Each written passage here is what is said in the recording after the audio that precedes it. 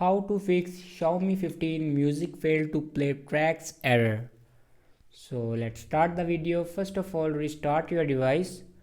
For restart your device, press and hold power button and volume up button at the same time, like that, and then swipe up to power off your device and then turn on your device again.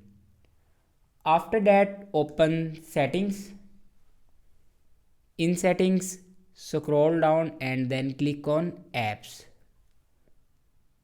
and now here you can see the option manage apps. Now click on it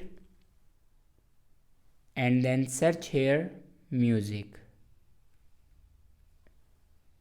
and then click on storage.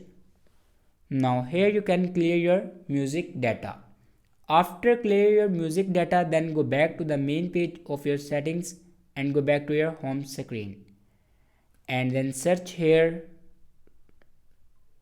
open Play Store and search here power ramp,